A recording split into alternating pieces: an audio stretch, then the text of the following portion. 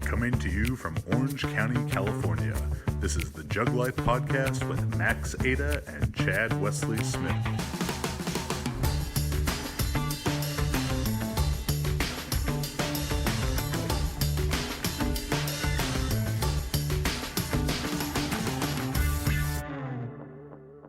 Hey everybody, welcome to Juggernaut Live, Jugger Babe edition. Today we're just answering all of your questions that you posted on of our Instagram, and also just questions that you guys have as you're watching this live. So we're just going to go around the room and introduce ourselves, what weight class we're competing in, and Meg. Cool. My name is Meghan Scanlon, and I'm competing in the 57 weight class. My name is Kristen Dunsmore, and I'm competing at the 72 open weight class. Marisa Inda, competing as a 52 kilo lifter. I'm Maddy Forberg, and I'm a 57 kilogram junior lifter. Joanne Aita, competing as a 57 kilogram M1 masters lifter. And can we just say, hello, Team Juggernaut got the most open female lifters, as well as the entire Juggernaut ladies team going to Worlds. So shout out to our coaches, Chad Wesley Smith and Max Aita. You know him. I know him. Yes. We This come is true. together.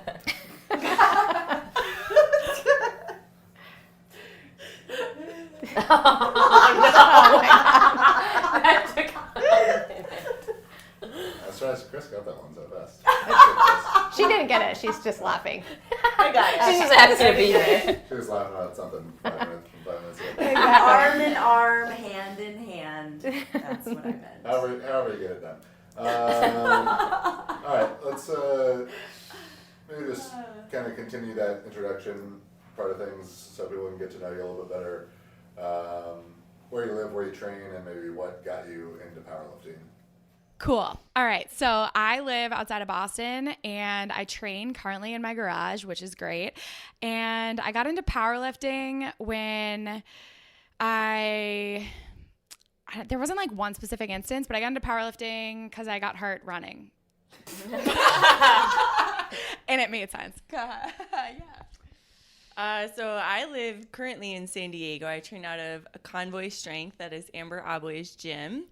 And I got into powerlifting because when I was in my undergrad, I was doing research in, it was the Human Performance Lab, and part of the requirement for our research study was doing a training protocol that involved the squat, bench, and deadlift. And I was like, oh, that's fun. I don't know, you can compete in it. So that's kind of how I figured out what powerlifting actually was. Your turn. I train out of my garage in Pomona, and then I also train out of the Jug Garage here in Costa Mesa. Once in a blue moon, I will hop in the commercial gym, Foothill Gym, where I also train clients out of. But I got into powerlifting probably 6-7 years ago now, just wanted to compete again. I had competed in bodybuilding previously, wanted something to do. My kids had already started getting older, a little more independent, so I figured might as well do something so that I can just keep myself active in the gym and actually just have some purpose to my training aside from just going in there every day and having no end goal. I train out of Bloomington Normal Barbell Club in Bloomington Normal, Illinois by Illinois State University. And I got into powerlifting. I had an unhealthy relationship with food and weight and wanted to do something that was focused on the purpose of my body and not something against my body. So that's how I got into powerlifting. I live in Oakland, California. A lot of you know my husband, Max Aita. And we have a gym called Max's Gym in Emeryville, Oakland area. And I do some of my training there. And I do some of my training out in Dublin, California, where Jesse Burdick is. I have friends out there that train, and I like to train during the day when I'm not a coach or gym owner. So I go out there and I do a lot of my training out there. As far as how I got into powerlifting, I was a competitive weightlifter for 13 years. And in 2017, wanted to make a change and was not ready to retire as a competitive athlete. So I decided to switch to powerlifting and try my hand at powerlifting. All right, so first question from Mrs. Vix, 433, and all of you don't necessarily have to answer, but anyone who wants to chime in. How do you stay motivated through, whether it's life stress or injury, just finds balancing being, in her case, a mom, so moms might want to chime in here, balancing being a mom and work and training is very hard for her. So any tips for our Jugger moms? Joe?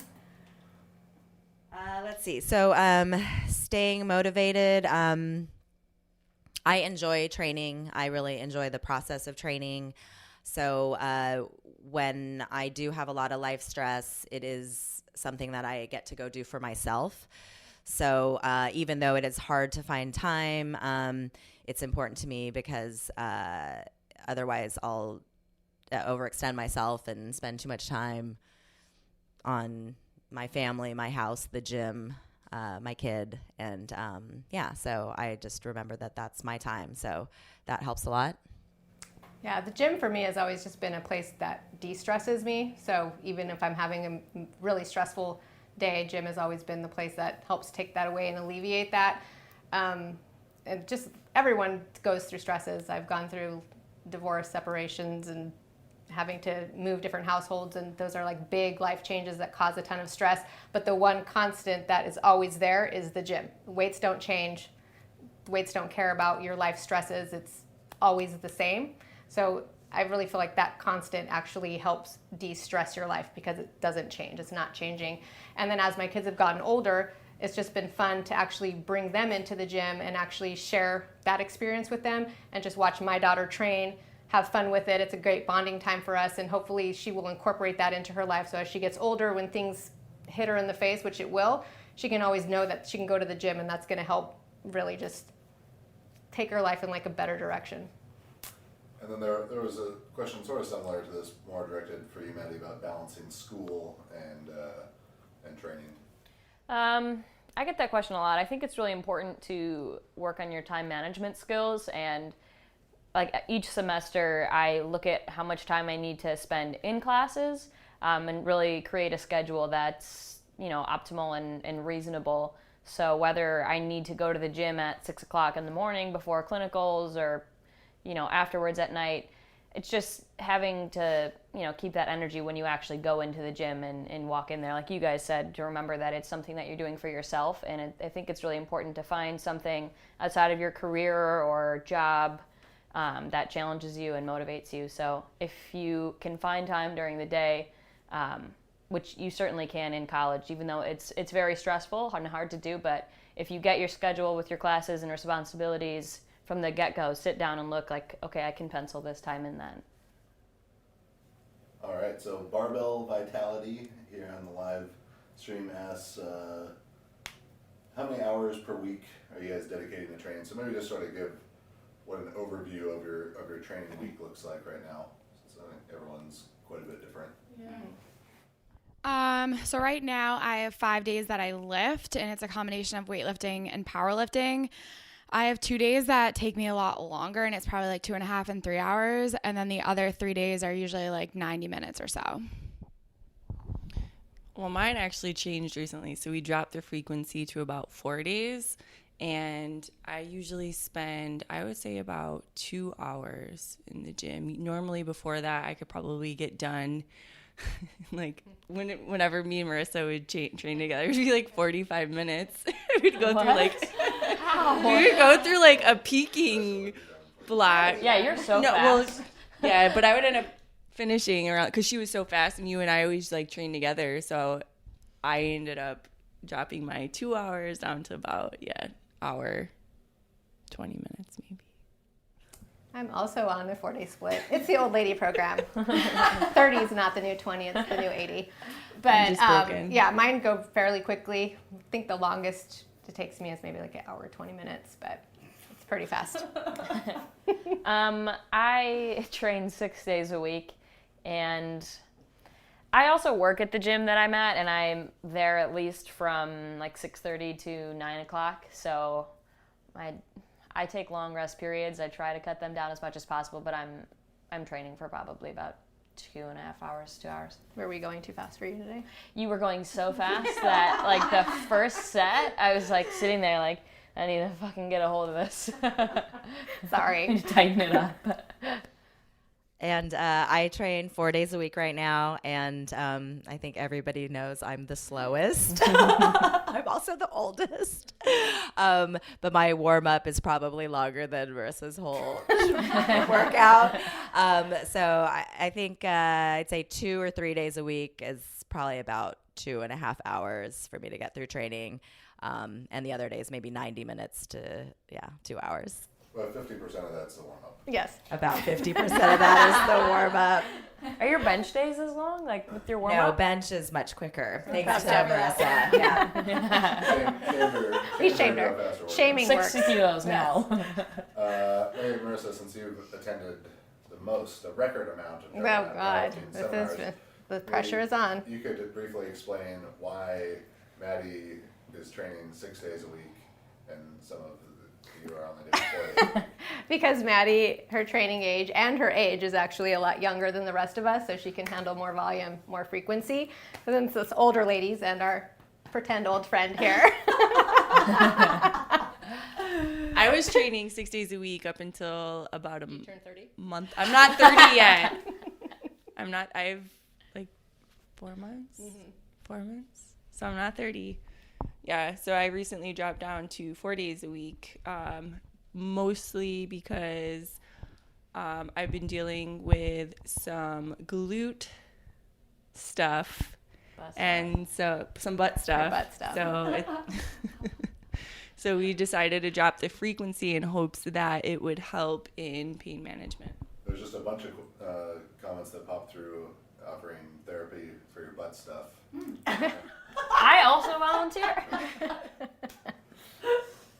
All right, Murray Elsa 878 asks, how do you keep from psyching yourself out before attempting a new PR, a heavy lift? I feel like my mind always gives up before my body does. Meg, I feel like you've been the good mental warrior on your posts lately. Is it because of how long my deadlift took? So one thing that I guess seen like success with recently when I'm attempting a new PR is just like believing that it's on the bar because I can do it, and believing that it's almost that I'm doing it before it actually happens. So like when I approach the bar, like I've already done it, like there's no question in my mind about it. And then the other thing is like not, and this sounds weird because like the weight is absolute, but not necessarily thinking about the weight and just thinking about the lift. Like you can squat, you can bench, you can deadlift. You've done that all before. So approaching it the same exact way you would approach any weight has helped me. And does Max threaten you? What? Max threatens you. If you don't. And I get threatened by Max for more block balls. I think another thing that I've experienced, at least with clients and stuff too, is they're afraid to fail. It's not even that they're afraid of the lift. They're just afraid of failing. And so I like to remind them, like, and I think about it myself too, like I've failed before. I've failed a squat, I failed a bench, I failed a deadlift, and nothing awful happened. Like it wasn't this scary thing. Yes, there are weird things that happen in meets or, tears or whatever, but most of the time if you fail, you just, take the weights off and re-rack the bar, and that's what I did today. I'm just thinking of Joanne's bench. That's rough. But, I mean, you can't be afraid to fail because you just And when you recover. bench, always have a spotter. Or don't put collars on. In a way, though, I think that failing also teaches you a lot. Like it teaches you kind of like what you need to improve on, because you're likely failing. It might be a mental thing, but it might also be like a physical thing during the lift or a technique thing during the lift that you need to work on. And I think a lot of people, they practice training and you practice your lifting, but you don't practice your mental side of the things. Yeah. And you can't decide you're going to become a mental samurai right before your big heavy lift. That has to happen during warm-ups, during consecutive training sessions, not just on that one particular day. One thing that does help me is that if you have the ability to have a spotter there, then I just think I just keep standing up, right? If it's a squat or a bench, right? I just keep pushing on the bar, and either at some point someone will assist me or the bar will go up and I'll be done with the lift. So in my head, the answer is always yes, or the answer is always up. I never think about anything but the success of the lift. And if you can yell up for yourself, Meg and I agree that that helps, but that can help with confidence also. Do you ever get confused about the direction of the lift? Midway? Like pushing down instead of pulling up on a deadlift? Yeah. They can get tricky. Let me just give like a little quick overview of what your diet is like. Well, I'll go first. I don't cut weight. I really hover around 52 kilos. The most I get is like 53.7, which then I get scared. So actually just right before I meet, I kind of, we'll taper off of like sodium and eat like a salad just to make sure that I make weight. You go to the bathroom and boom, you're at 52 kilos. So my diet, but I don't really eat bad. I have small meals all throughout the day and then a few snacks. I love to snack. Snacks are good. Snacks are delicious. I work with RP Strength, and they are phenomenal for my diet leading into the Arnold. I worked with Nick specifically. I'm using their app right now.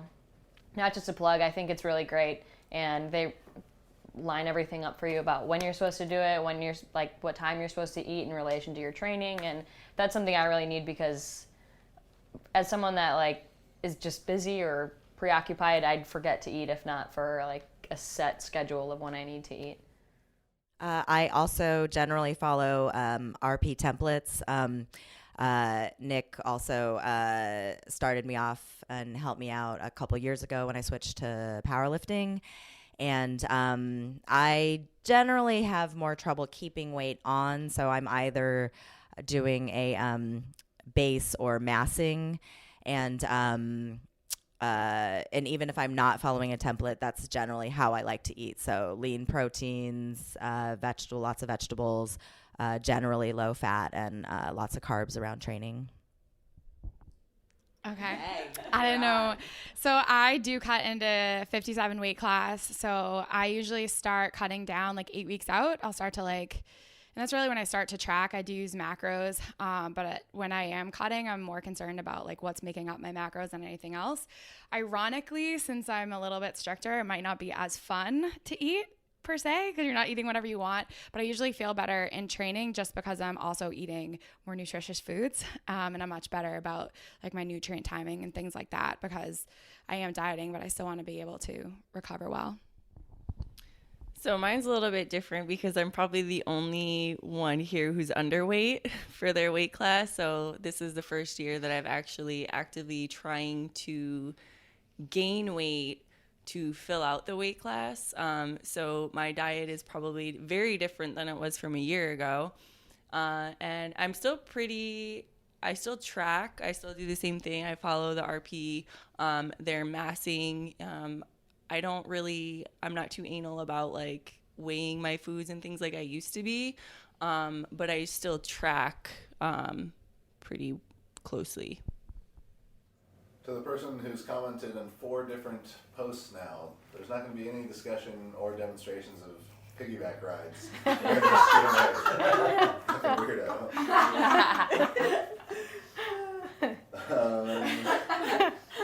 Moving on. That'll all happen off camera. There's just not enough space in here. There's not. Green Chef is a USDA certified organic company. Green Chef's expert chefs design flavorful recipes for your lifestyle that go way beyond ordinary substitutions. They have a diverse array of meal plans with plenty of options, including pescatarian, Mediterranean, heart smart, vegetarian, vegan, paleo, lean and clean, keto, gluten-free, and omnivore. So you can enjoy clean ingredients you can trust, seasonally sourced for peak freshness. My personal favorite was the grilled pork chops with chimichurri from the keto menu. Really, really tasty. Made me feel like I'm a way better cook than I actually am, but makes it easy to feel kind of a bit gourmet there. So you can go to greenchef.us/juglife and get $50 off your first box of Green Chef. Go to greenchef.us/juglife, JUGGLIFE. If you could, go back to when you were first starting out powerlifting, what advice would you give to either the younger version of yourself or just someone who's brand new? I was pretty fortunate because I came from a bodybuilding background, so I had a really good base. But if I could go back to like my first powerlifting meet, I actually probably would have got good programming and actually had like a better understanding of hypertrophy, strength, and peaking, and going into it in that way. So if you're new to powerlifting, just get on a good program. Juggernaut AI. program.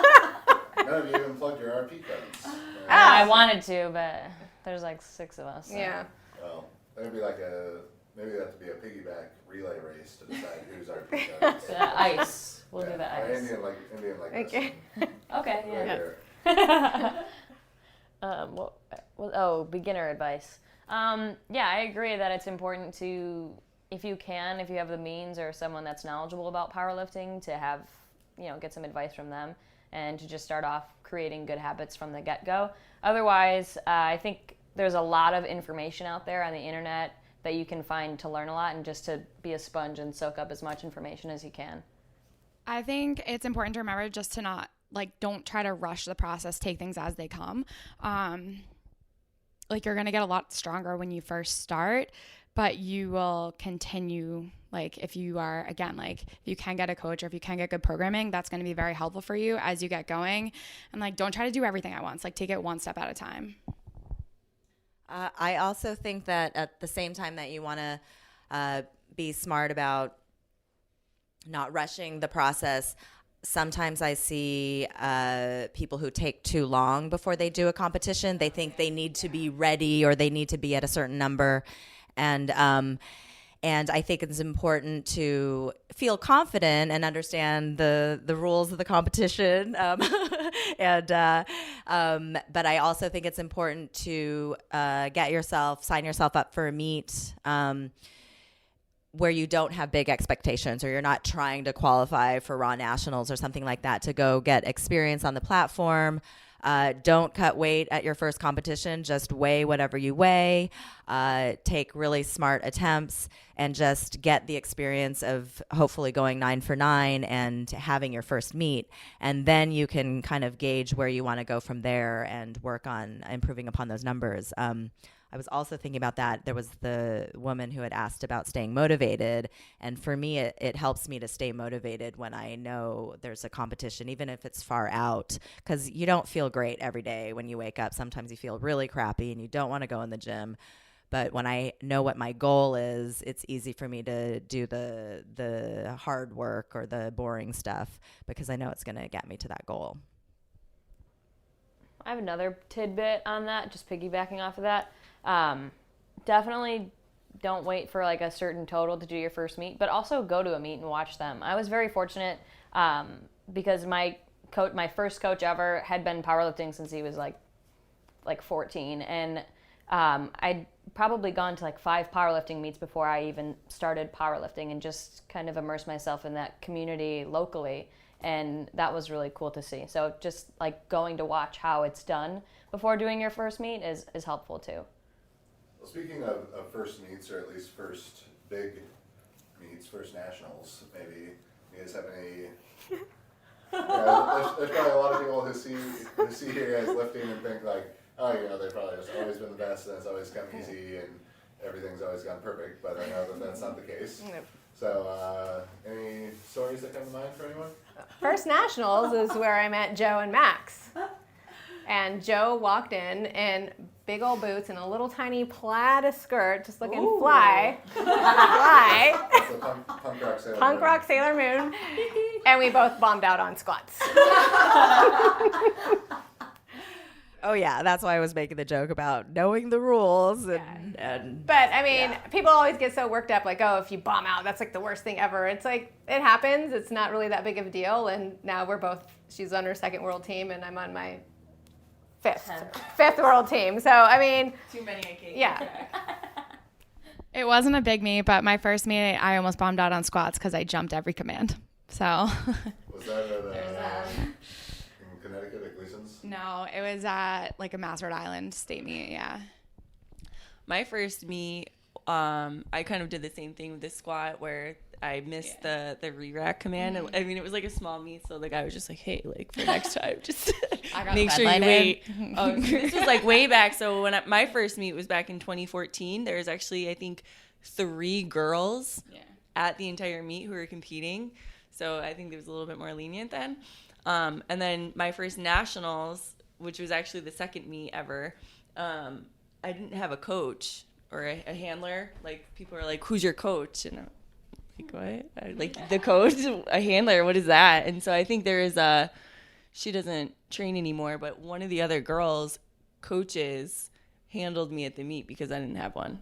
Oh, that's nice. You remember that? Yeah. All right, let's just kind of fire some quick ones here. So, like 10-second or less answers, maybe 5 seconds or less. What's your? If you had to pick one like cheat meal, what would that be? Go. Oh my God. There's smoke. I don't know. Pizza. I know. Tacos or pizza or quesadillas? Definitely tacos. Beer and pizza. Tequila. Beer too, yes. Banana split. Ooh, that's a good one. Or a bottle of wine. I just started screaming. I'm like, ice cream. You get to Give have, me a like, burger. A personalized intro song that comes out as you walk onto the platform. What's your intro song? Anything Beyonce or DMX. Oh, you can't. Sorry. Yes. All of them. Oh, Well, I'm Mad Dog, so I need to have the DMX. Just the barking. Yeah, that's good, right? Yeah, it's like, okay. My hype song, and it's not because of the lyrics, I just really like the beat of the music, is Low Life from The Weeknd. It's amazing. I would go Juicy. That's oh yeah. Anything like by Biggie is Anything by Biggie. probably gonna do it for But me. Juicy is. That's when I hit my total world record. So. Anything Motorhead or Thin Lizzy, as long as it's not The Boys Are Back in Town. But it's so good though. Do you think that you ever hung out with Gino at a Motorhead concert? We must have crossed paths. Like, we're both reached for like the same pair of boots in the store. The same black eyeliner. Yeah. What's your favorite lift to train? Who's going? Right now, mine is bench. My favorite would be squat, just because it's the hardest thing for me to conquer. So it's like my favorite. My favorite is bench, mainly because when I started, I couldn't even use the bar. Like, I had to get one of those 20-pound bars, so I just like it. And it's also like you're napping pretty much, so. Like a pre-made bar? Because it's the easiest. Yeah, like Really? to curl with. Like, Oh, that's yeah. amazing. How long ago was that? Like 3 years ago. Wow. And now you bench. Look at that glow up. 16? That bench glow up. We'll see.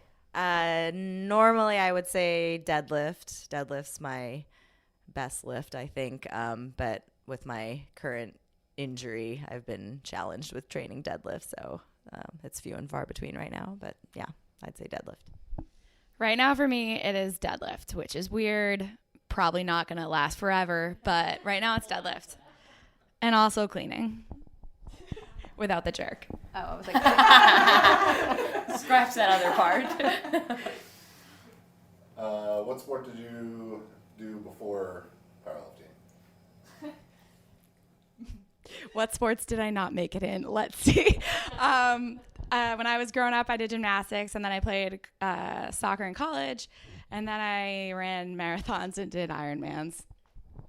My sport was basketball, actually. And then so basketball was my main sport. And then as an off season, I played soccer, and then I ran track. I did gymnastics, ran track for one season, lettered. Thank you very much. And then I did bodybuilding. My sport was band, primarily. I was in the drum line. But as a kid, I played soccer for about like 4 years. And then in high school, while I was banding, I tried water polo and poms. And yeah, I didn't do. Yeah. That's really cold. Well, like in the school. Yeah, I didn't even think they played it there. Not well, but it's done. I competed in track and cross country for, I don't know, I think, I can't even remember right now, at least 10 years when I was younger, and competed for UCLA only my freshman year until I was sort of injured out of the sport at that point with a lot of sciatica and stress fractures in both of my shins. Did only a lot of partying in my 20s and early 30s. And yeah, the sport of partying and the sport of drinking and going to metal shows. And then started up in my, I guess at 34, competing as an Olympic-style weightlifter. Do you think there's a chance as we travel to Scandinavia that we may enter a bar and there's going to be a photo that says like, "Do not serve this woman"? Or you're going to walk in possible. and the bartender's going to be like, it's her. I lived in Norway for a period of time. In my previous lifetime, I was married to a Norwegian man with long hair, and I don't think it was Gino. Not sure. Can either be confirmed. He did wear leather pants, though. Norwegian national backgammon. Yes, he was the national champion in backgammon. Yes, so sort of an athlete himself. Of sorts. All right, where can they follow along with these next couple weeks of training for Worlds? At Meg Scan Lift. So clever. It's so clever. It At took me a while to figure that one out. Chris D KRIIS _D. At Marisa Inda. So is I know, that it's with so a D clever. in the middle or? No, it is not a D. It just sounds like a D for those that can't roll their R. So, Maddy's a good job. At Maddy Forberg, double D and a Y. Also very clever. No double D's, but it's in the username. At Joanne Aita 7. What's the 7 for? I don't know. Her birth my lucky year. number. Yes, my Did birth you year. JoJo Cougar? For those of you who don't know, Max is 14 years younger than me. Girl. There he is.